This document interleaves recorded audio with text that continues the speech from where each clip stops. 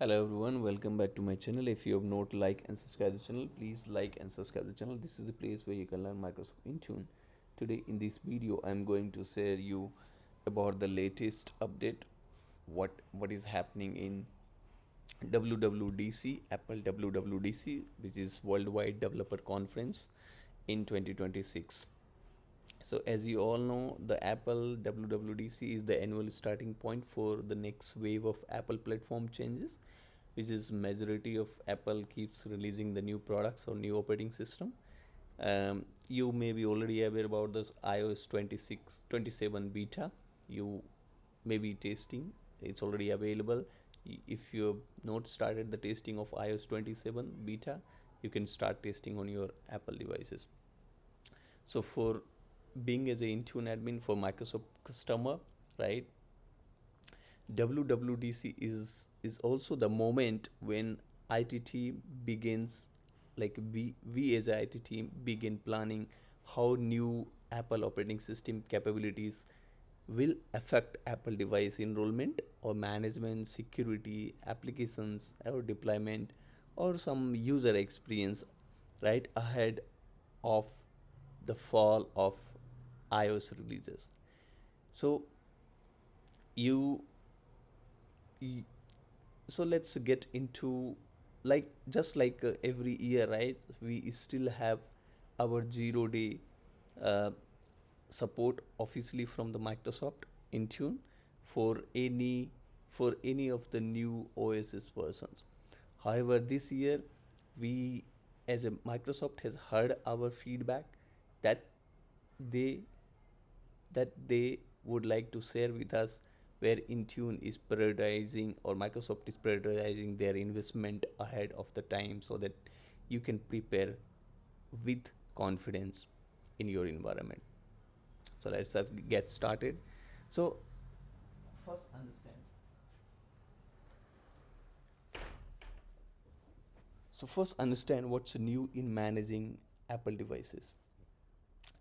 So our Microsoft team is absolutely thrilled, and being as a customer or as an Intune admin, we also excited to know or learn about the latest WWDC announcement, what they mean for the organizations using Intune to manage Apple devices, iOS, iPad, iPhone, and Mac operating system at the large scale.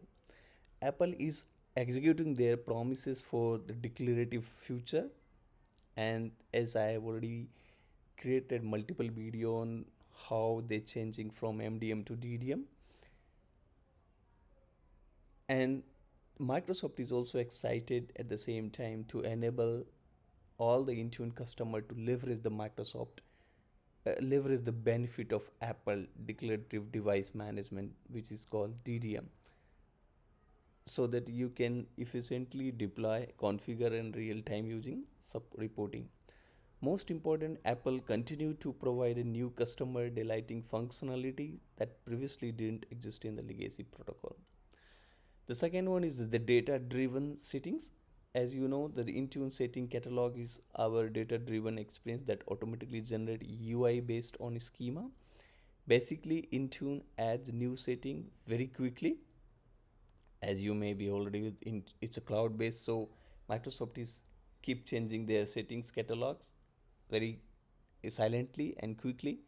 So Microsoft is goal to always provide the new setting like restrictions and intelligence, like Apple intelligence control, as fast as possible so that you can implement and test it, but in a way that enterprise is ready. Having to manually create policy in third-party tool just to upload them into Intune Admin Center is a thing of the past, right? That's having said, these are the configuration and setting announced at WWDC 2026 that will be available very soon in the setting catalog for testing on the iOS 27 beta operating system. So Ella and deny binary on Mac operating system. One of the biggest announcement for the device management this year in the WWDC is the app settings configuration, which include declarative binary management for Mac operating system. Until now, Mac admin have relied on the third-party tooling and scripting for controlling unwanted apps on Mac operating system, which is clunky and time consuming process. So this new configurations also bring privacy permission management to DDM, reducing the number of prompts that users see while ensuring the app has have the permission they need. Second one is the content caching. Content caching has been supported in mobile device management in our Intune setting catalogs for years, but it is becoming much more powerful as it moved to the DDM in Mac OS 27. Right. The third one is platform single sign-on. I have already made video how to use that, how to create a platform single sign-on for Mac operating system, uh, and and it's a part of the transition to the DDM, right? So you can go and watch and see. The fourth one is the new skip K for automatic device enrollment. So this is you may have seen the news that recently updated our Apple enrollment policy, but what you may have missed is that these use of same infrastructure as our setting catalogs starting this year. You should not expect to see skip key release as fast as Apple setting catalog. So everything we have talked about so far is only the tip of the iceberg for the settings, but what is coming, you can see in the app setting, allow deny Mac OS binaries, app privacy, content caching, DNS settings, DNS proxy, extensible SSO, Safari privacy, wave content filter, Apple intelligence, which is calendar, device restriction, and skip K. Network configurations are now in the DDM, right? So this is the Apple first show us the power of the DDM, right? So DDM based network configurations. So I will go into detail in the maybe next video because this is most important for network configurations. I'll not talk about here. The fleet monitoring and the DDM MDM status, as you all know, through the DDM, right, will get more information about the device health report, like whether a specific hardware component is operating normally or experiencing issue. You can see as quickly in the MDM solution. So Mac OS package uninstall and manage. I will not go through this one. Streamline log collection for Apple Care.